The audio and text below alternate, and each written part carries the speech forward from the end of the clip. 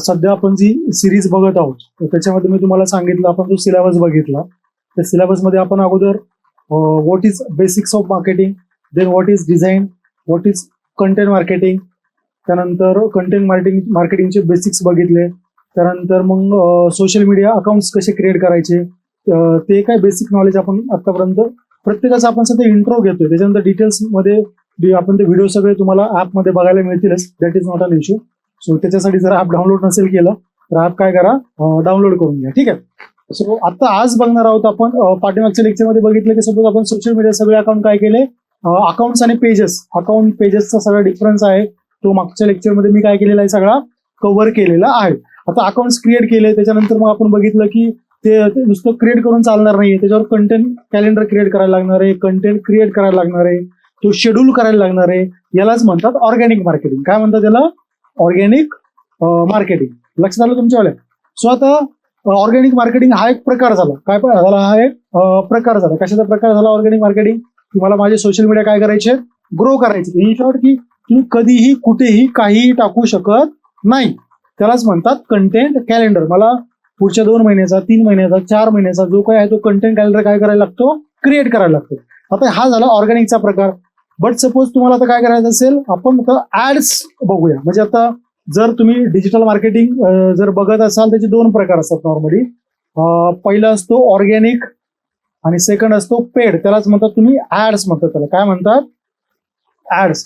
आता ऑर्गॅनिक म्हणजे काय की तुम्ही एक पोस्टिंग केलं, तुम्ही रील्स टाकायला लागले, तुम्ही हळूहळू सोशल मीडिया काय करायला लागले, स्ट्रॅटेजी वाईज ग्रो करायला लागले. त्याला म्हणजे ऑर्गॅनिक इन द सेन्स काय की सोशल मीडिया तुम्ही क्रिएट केले पण कोणतेही पैसे न देता, काय कोणतेही त्या सोशल मीडियाला पैसे न देता मी काय करायला लागलो की ते सोशल मीडिया ग्रो करायला लागलोय. त्याला काय म्हणतात? Organic marketing. आता पेड मार्केटिंग म्हणजे काय? सेमच. पेड मार्केटिंग म्हणजे काय की सपोज आता मी एक पोस्ट टाकतोय, एखादी मी रील क्रिएट केली, रील मी सोशल मीडियाला टाकली, तिला 100 व्ह्यूज आले. 100 मधून जर नाही का मी एखादी रील टाकल्यानंतर 100 मधून मला एखादा कस्टमर भेटला, सो ते काय ऑर्गॅनिक मार्केटिंग मधून मला काय झाला, कस्टमर ऑलरेडी भेटलेला. पण सपोज आता सोशल मीडिया वाले काय म्हणतात, सोशल मीडियाचे जे अकाउंट्स आहेत, जे फाउंडर्स आहेत ते काय म्हणतात की ऑलरेडी त्यांच्याकडे डेटा आहे सगळा.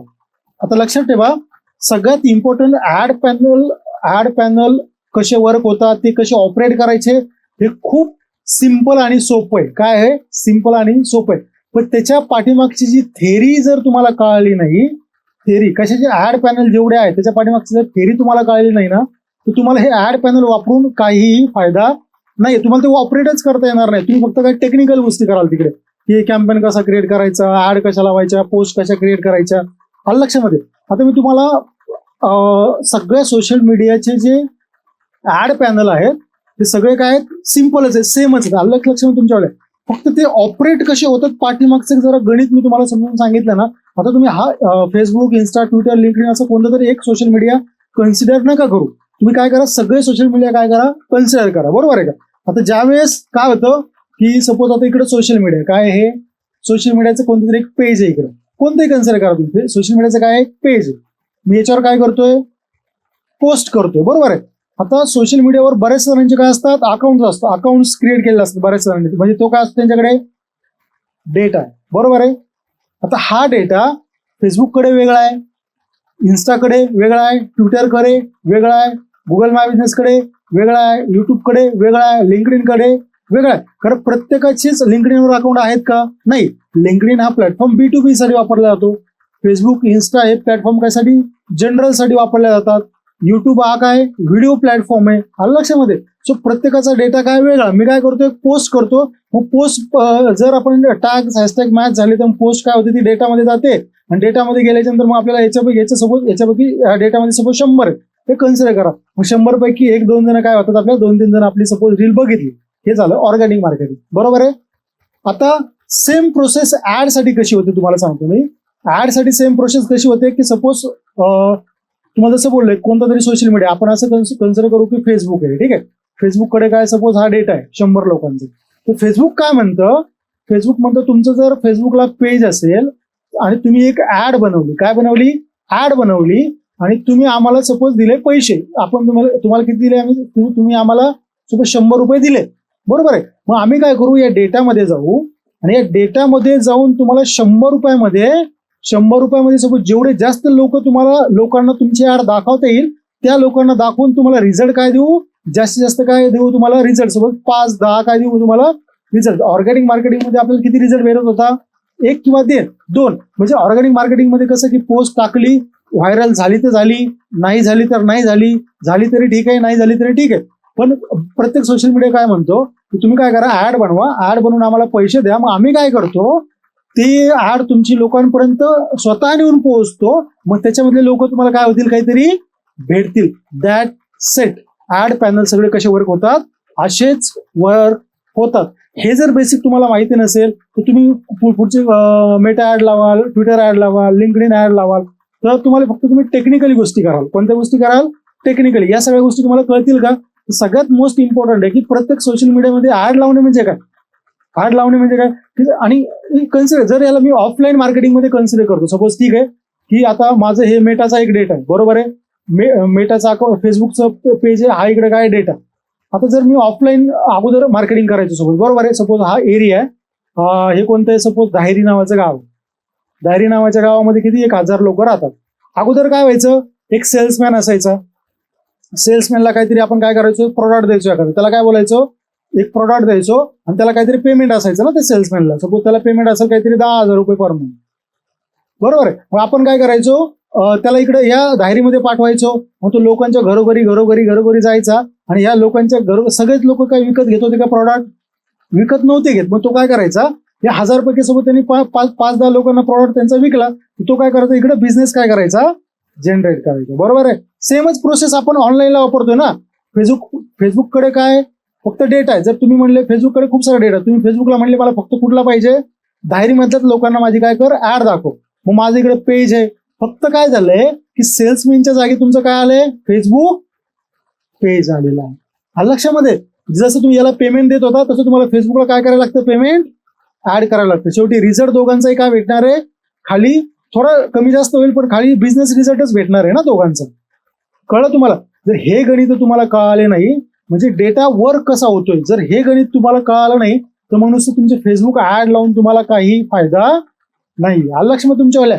सो या सगळ्या गोष्टी काय करायच्या, प्रॉपरली लक्षात ठेवायच्या की बाबा आता मी कोणता डेटा मी कुठे वापरेल, किंवा म्हणजे मला फेसबुकला ऍड लावायची तर मग डेटा कोणता आहे फेसबुकमध्ये. सोबत मला जॉब रिलेटेड ऍड लावायच्या, मला 3 ते 4 वर्षाचे सॉफ्टवेअर इंजिनियर्स हवे आहेत, 15-20. तर मी फेसबुकला ऍड लावणार का, नाही, कारण फेसबुकला सगळा डेटा आहे.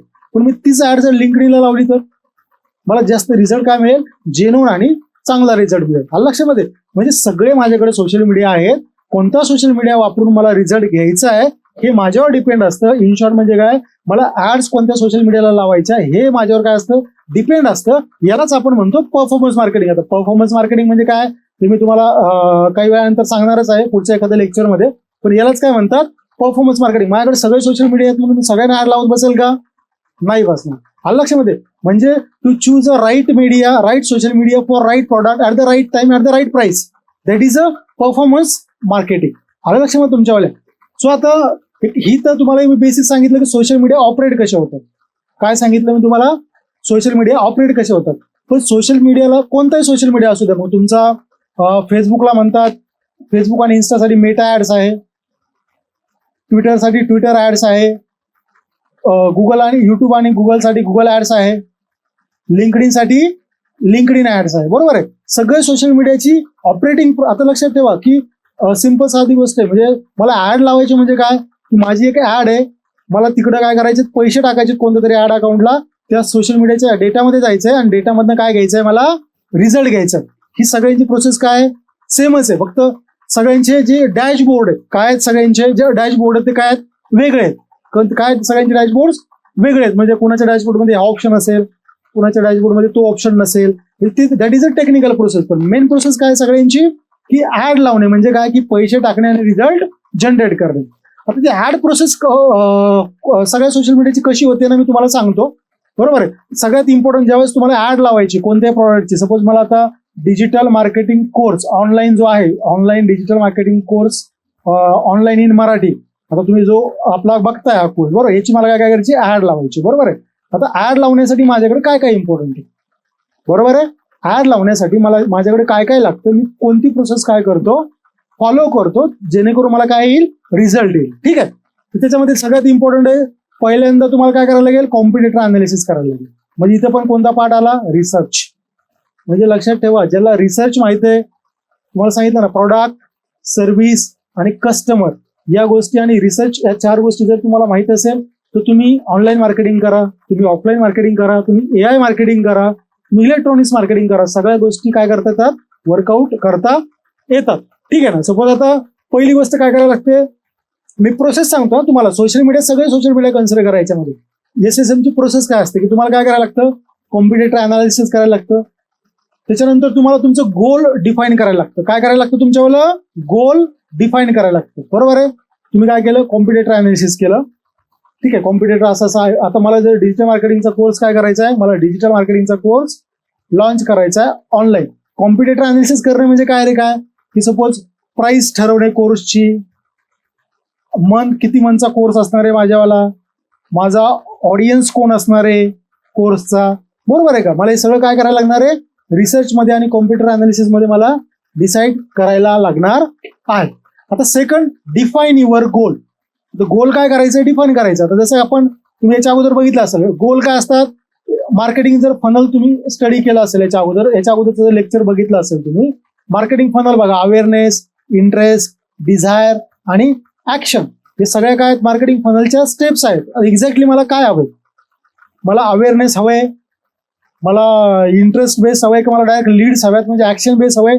तुमचं गोल काय करायचं, तुम्हाला डिसाईड करायचं आहे. सपोज आपलं गोल आहे, मला अवेअरनेस करायचं. काय अवेअरनेस करायचं, ऍड कशी तुम्ही डिझाईन केली ना, त्यानुसार तुम्हाला काय करायला लागेल, ते वर्कआउट करायला लागेल. त्यानंतर मला टार्गेट ऑडियन्स ठरवायचं असतं, की बाबा आता मला अवेअरनेस, माझं काय, मी कॉम्पिटिटर अनालिसिस केलं. सेकंड, मी माझं गोल काय केलं, डिसाईड केलं.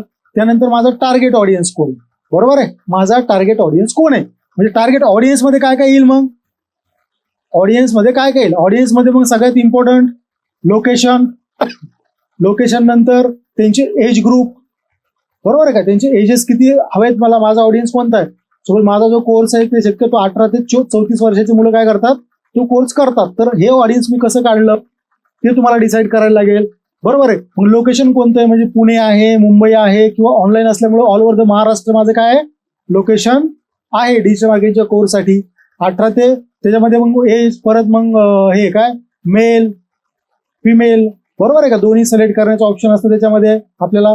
त्याच्यानंतर इंटरेस्ट, कुणाचा कशामध्ये, एज्युकेशनमध्ये, जॉबमध्ये कुणाचा इंटरेस्ट आहे, असे मला काय करायला लागतात, कीवर्ड डिसाईड करायला लागतात. त्याला म्हणतात टार्गेट ऑडियन्स. मी सपोज आता हे कशासाठी करायचंय, सपोज मी चला ऍडला मी 1000 रुपये पर डे बजेट लावलं, 1000 रुपयामध्ये माझी ऍड 5000 लोकांपर्यंत पोहोचणार आहे. पण आता महाराष्ट्राची जरी लोकसंख्या पकडली तुम्ही तर 13-14 कोटी लोकसंख्या, 13-14 कोटी पैकी सपोज करिअर जे करणारे ते 2-3 कोटी लोक आहेत. मग 5000मध्ये मी जेवढा जास्त डिटेल ऑडियन्स टार्गेटिंग करेल ना, तेवढे माझे चांगले पैसे खर्च होतील आणि तेवढा मला क्रीम ऑडियन्स काय होईल, मिळेल. कारण जर मला सगळ्यांना टार्गेट करायचंय तर मग मला 3 कोटी रुपये बजेट खर्च करायला लागेल. एवढं बजेट आपल्याकडे आहे का, नाहीये. त्यामुळे ऑडियन्स काय करायचं, तुम्हाला प्रॉपर डिसाईड करायचा आहे. त्यानंतर बजेट, मी जसं आत्ता बोललो की माझं बजेट किती, सपोज दिवसाला 1000 रुपये आहे. काय, दिवसाला माझं बजेट 1000 रुपये आहे. तर मग दिवसाला बजेट अलोकेट करायचं, बाबा मी मेटा ऍडला 1000 लावणार, मी लिंक्डइनला 1,500 लावणार, मी गुगल ऍड्सला 1,500 लावणार. असं तुम्हाला काय करायला लागतं, ते बजेट डिसाईड करायला लागतं. आता बजेट कसे डिसाईड करायचे, काय करायचे, हे मी तुम्हाला नेक्स्ट लेक्चरमध्ये काय करेल ते सांगेल ऍक्च्युली. ठीक आहे.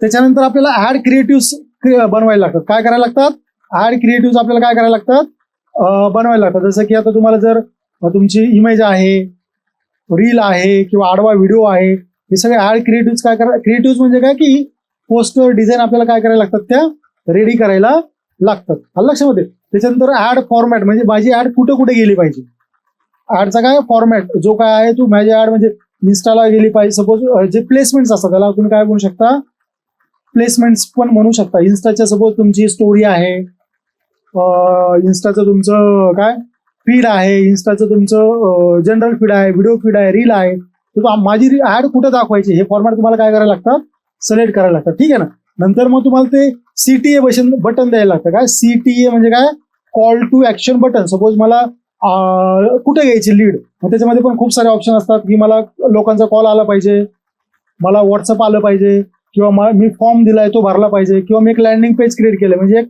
वेबसाईट काय केली, क्रिएट केली, तिकडे तो काय झाला पाहिजे, गेला पाहिजे, आणि तिकडनं काय केला पाहिजे, त्यांनी फॉर्म भरला पाहिजे. इन शॉर्ट, जी काही सोशल मीडियाला ऍड लावण्याची प्रोसेस आहे ती हीच प्रोसेस आहे. कोणती प्रोसेस आहे ही, एवढी काय ती सगळी प्रोसेस आहे. याच्या व्यतिरिक्त कोणती प्रोसेस चालते का ऍड लावण्यासाठी? नाही. म्हणजे कोणत्याही सोशल मीडियाला जर तुम्हाला ऍड लावायची तर बाय डिफॉल्ट तुम्हाला या सगळ्या गोष्टी काय होतील, करायला लागतील.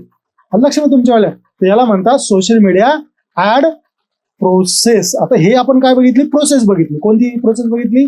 सोशल मीडियाला ऍड लावण्यासाठी आपल्याला काय प्रोसेस एक्झॅक्टली फॉलो करायला लागतील. आता काही ठिकाणी काय असेल, बजेट वरती असेल, नंतर ऑडियन्स सिलेक्ट करायचं असेल. सपोज आपल्या different types of ad panel आहेत ना, जसं की मेटा ऍड्स आहे, गुगल ऍड्स आहे, युट्यूब ऍड्स आहे, ट्विटर ऍड्स आहे, लिंक्डइन ऍड्स आहे. तर काही जणांना अगोदर बजेट सिलेक्ट करायला ऑप्शन येईल, काही जणांना नंतर येईल, काही जणांना गोल अगोदर सिलेक्ट करायला लागेल, काही जणांना नंतर करायला लागेल, काही जणांना अगोदर क्रिएटिव्ह सिलेक्ट करा, नंतर कंटेंट सिलेक्ट करा, CTA बटन. फक्त काय पण प्रोसेस सगळ्यांची काय सेम, 1 2 3 4 5 6 आणि 7 म्हणजे काय, CTA, call to action button. तर अशा प्रकारे तुमचं काय होतं, कोणताही ऍड पॅनल वर्क होतं. ही प्रोसेस तुम्हाला समजणं खूप गरजेचे आहे. नंतर प्रत्येक ऍड पॅनल मध्ये काय काय असतं मी तुम्हाला सांगेलच ऍक्च्युली, याच प्रोसेसनुसार कसं असतं काय असतं, पण ही प्रोसेस तुम्हाला काय झाली पाहिजे, कळाली पाहिजे. आलं लक्षात तुमच्यावाल्या. सो आता ऍड पॅनल वर्क कसे करतात, प्रोसेस तर तुम्हाला कळाली. तर प्रत्येक ऍड पॅनल वर्क कसा करतो ते आपण काय बघूया, नेक्स्ट लेक्चरमध्ये बघूया. जर तुम्ही ऍप डाउनलोड केलं नसेल तर ऍप डाउनलोड करा आणि तुमची जर्नी काय करा, डिजिटल मार्केटिंगची स्टार्ट करा.